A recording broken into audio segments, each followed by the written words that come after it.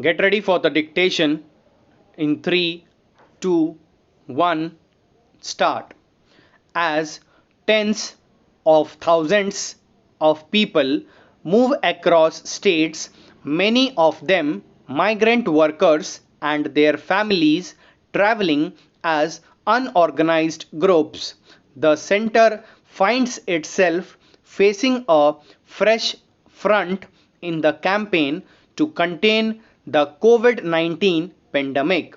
While it was possible to shut down optional public activity and travel early on during the lockdown, those who were stranded within the country and abroad have started returning home. Only some are traveling by trains and aircraft, and the system of quarantine in the states is not uniform. The center, as the lockdown regulator, now has the important task of creating a consensus with the states on the quarantine modalities. Confusion surrounding quarantine for passengers who took the first relief trains from New Delhi to various cities, leading to some of them returning to the national capital, underscores the need for agreement. The response so far has been flat footed in several states. Trains passengers arriving in Bengaluru protested that they received no advance notice of institutional quarantine, although they were given an option to stay in hotels for 14 days, incurring considerable expenditure. Laborers compulsory quarantined in Uttar Pradesh and Bihar escaped from the facilities after complaining of bad conditions.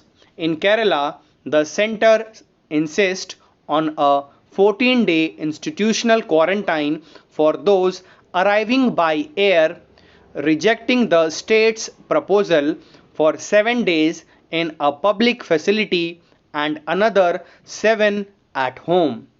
Train passengers were given a home quarantine option. Such a lack of certitude, even as the extended lockdown is set to expire, reflects failure at building consensus. With further easing of the lockdown, if not full withdrawal, many more will want to move within and between states by rail and road.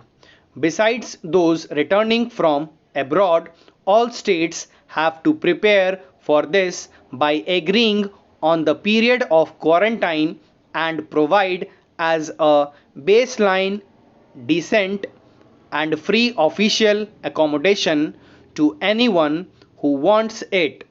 There could be options including hotels and private accommodation at non exploitative tariffs.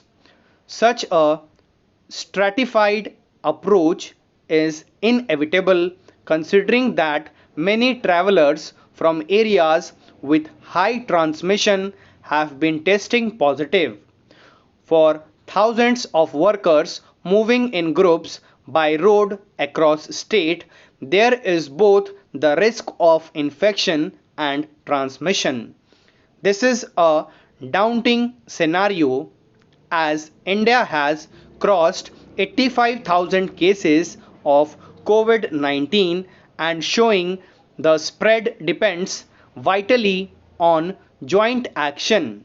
It must be pointed out that the Health Ministry, in its updated advice issued on May 10, approved home isolation for even patients with the virus if they are deemed to be very mild to pre-symptomatic cases. This indicates a recognition of both the growing case load, the rising pressure on public facilities and the limited scope for paid quarantine. Yet, institutional capacity will have to be ramped up in the coming weeks as part of a cohesive policy. Stop. Thank you.